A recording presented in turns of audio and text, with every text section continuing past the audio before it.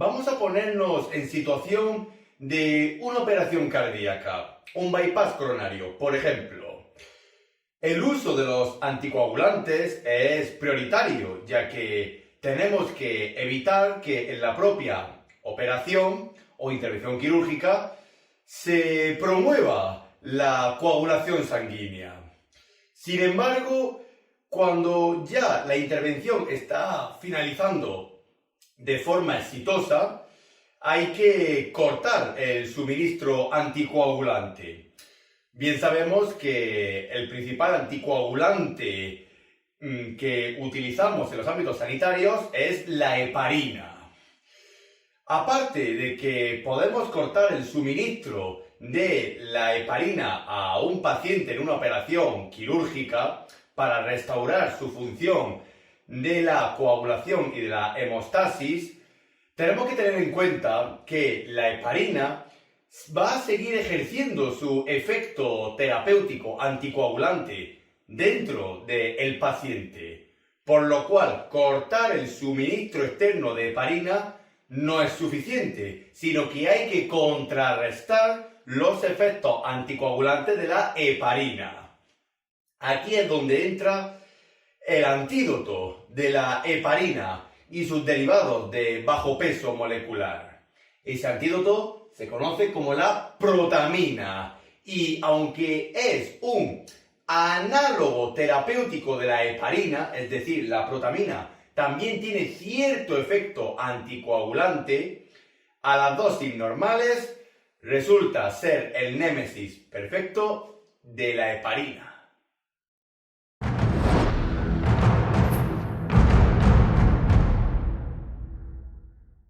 La protamina es un fármaco que pertenece a la familia de los hemostáticos o sustancias coagulantes, es decir, antihemorrágicos, pero eso sí, de origen natural, a diferencia de otros hemostáticos sintéticos, como por ejemplo el ácido tranexámico o el tranexamato.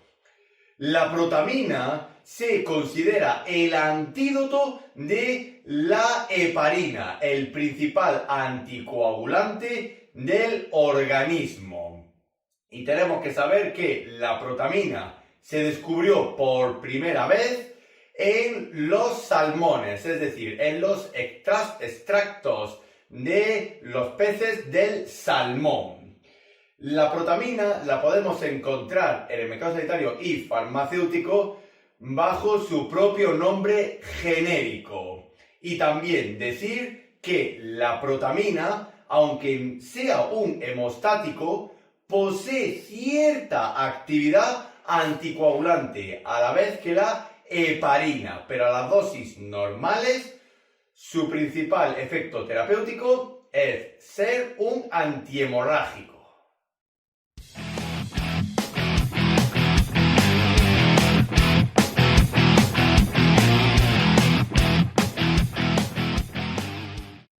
Siendo el antídoto específico y determinado de la heparina, la protamina se utiliza para el restablecimiento normal de la coagulación en un paciente. Por ejemplo, cuando éste ha sido sometido a alguna intervención cardíaca o quirúrgica donde se ha necesitado la instauración de una anticoagulación bastante exhaustiva mediante el uso de la heparina y hay que contrarrestar la actividad de la misma. Pero de nuevo recordar que la protamina a las dosis recomendadas tiene un efecto hemostático y antihemorrágico, pero a dosis altas va presentando cierta afinidad anticoagulante, la cual podría incluso hasta interferir e interaccionar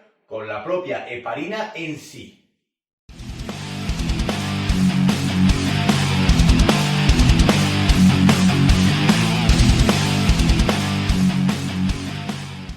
Todos los estudios y evidencia científica han demostrado que la protamina es una sustancia bastante segura a las dosis recomendadas y solamente no se utilizará cuando el paciente presente algún cuadro de alergia o hipersensibilidad a la propia molécula.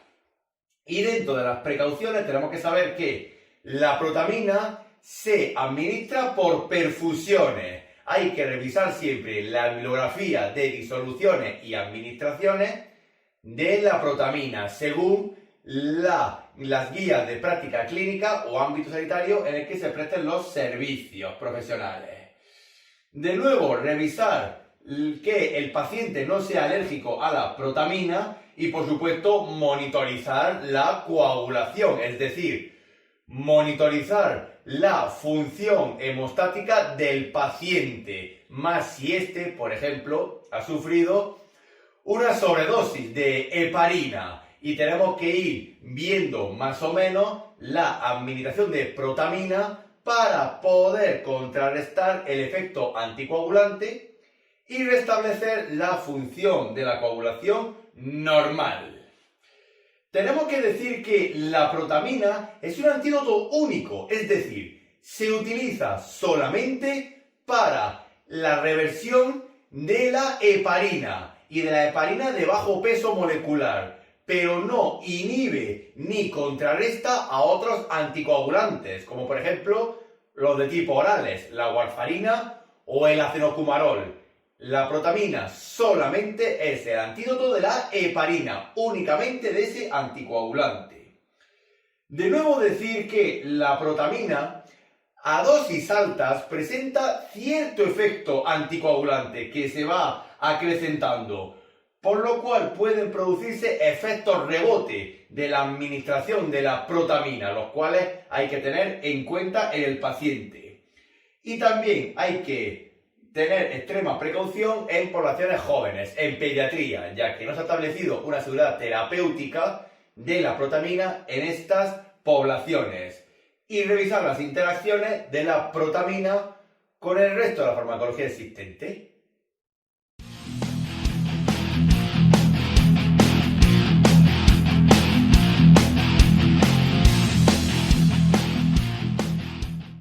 El mecanismo de acción de la protamina está direccionado o vectorizado hacia un objetivo en común: antagonizar a la principal sustancia de la cual es el antídoto, la heparina. Es decir, la protamina neutraliza el efecto anticoagulante de la heparina.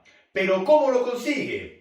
Primero tenemos que decir un aspecto muy importante, y es que la protamina es un péptido, una sustancia peptídica con un marcado carácter catiónico, es decir, posee grupos funcionales cargados positivamente, cationes, lo cual conlleva que tenga mucha afinidad por la heparina.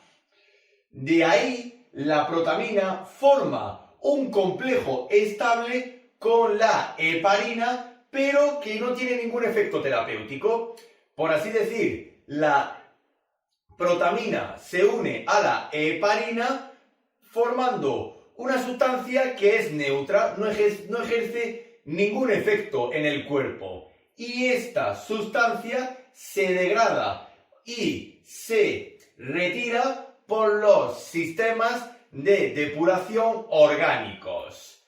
Y tenemos que saber que 1 miligramo de protamina es capaz de inhibir a 100 unidades de heparina y similares, como las heparinas de bajo peso molecular. Pero es muy importante recordar este dato, ya que la dosificación va en función de la dosis de protamina.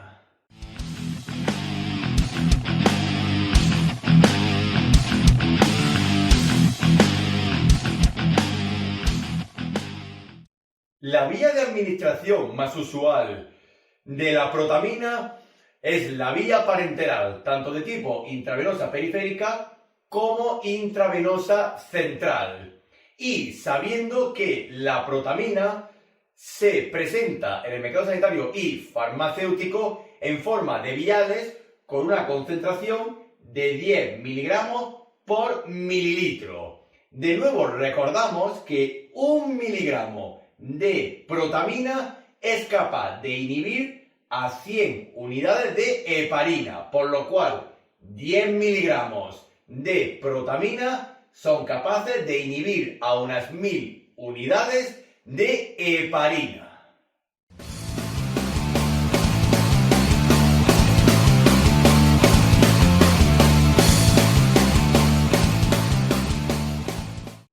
La posología y dosificación más habitual de la protamina está condicionada a varios factores, como puede ser el tipo de heparina y la cantidad que estamos utilizando, la intervención quirúrgica en el paciente, los datos recopilados en la anestesia, la anamnesis, el historial, la patología, muchísimos factores. Pero hay uno que cobra especial importancia para saber la dosis de la protamina a administrar en un paciente, y es la equivalencia de inhibición que tiene este fármaco. Como hemos mencionado antes, 1 miligramo de protamina inhibe aproximadamente unas 100 unidades de heparina y semejantes de heparina de bajo peso molecular. En primer lugar, decir que la vía de administración de la protamina será la vía de administración parenteral intravenosa de tipo lenta, administrando la perfusión aproximadamente en unos 10 minutos y siempre con un ritmo de perfusión menor de 5 miligramos por minuto y administrando un máximo de 50 miligramos de protamina, lo cual equivaldría a unas 50.000 unidades de heparina a inhibir. También tenemos que tener en cuenta la valoración del tiempo de administración de la heparina en el paciente. Si al paciente le hemos administrado la dosis de heparina correspondiente 15 minutos antes de acabar la intervención quirúrgica, administraremos la dosis normal de protamina. Es decir, una dosis que sea equivalente al miligramo de protamina que inhibe a 100 unidades de heparina. Mientras que si el tiempo de administración de la heparina es mayor de 30 minutos, muchas de las cantidades de heparina ya habrán surtido efecto. Es decir, no hace falta administrar tanta protamina al paciente, por lo cual se administrará unos 0,5 miligramos de protamina, que más o menos traten de inhibir a unas 100 unidades de heparina. Pero siempre hay que tener en cuenta que la dosis de la protamina está condicionada a saber que 1 miligramo de protamina inhibe aproximadamente a unas 100 unidades de heparina.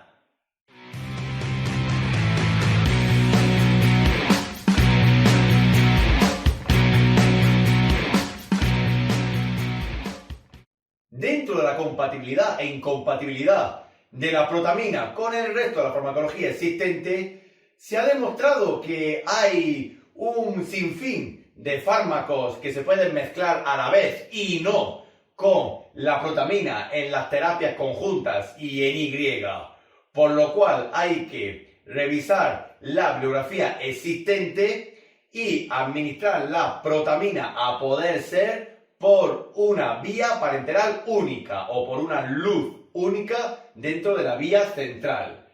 Y en las interacciones no hay mucha información disponible sobre qué sustancias pueden hacer un efecto antagónico o agónico con la protamina.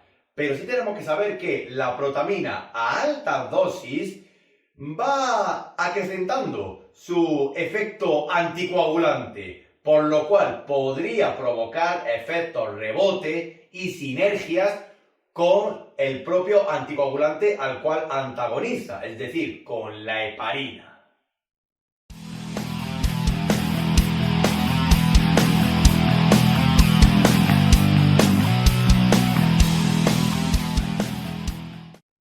Aunque la protamina ha demostrado ser una sustancia bastante segura cuando se utiliza a las dosis recomendadas, no está exenta de presentar efectos adversos, siendo la mayoría de ellos palpables durante los primeros minutos de administración de la protamina y poco a poco van desapareciendo, como por ejemplo la aparición de hipotensión arterial y disminución de la frecuencia cardíaca, es decir, de bradicardia. Puede aparecer una decoloración azulada en las extremidades del paciente, es decir, la cianosis, así como la aparición de un síncope y también de inconsciencias. La protamina puede provocar efectos rebote en el paciente, especialmente si se utiliza a altas dosis o vamos rozando la dosis máxima de administración de la protamina, por lo cual la aparición de hemorragias puede estar presente. También puede provocar disneas, dispepsias, dolor, así como cuadros de insuficiencia respiratoria aguda, sin olvidar las alteraciones de la sangre, es decir, neutropenia, leucopenia, trombopenias, y también puede producir calor, es decir, un aumento de la temperatura corporal. Y en el embarazo y la lactancia, la protamina tiene categoría C, es decir, no se debería de administrar a no ser que haya un beneficio en contra del riesgo, tanto en la gestante como durante la lactancia y en el propio lactante. En todas estas situaciones, mejor evitar la protamina, por si acaso, incluso a las dosis recomendadas.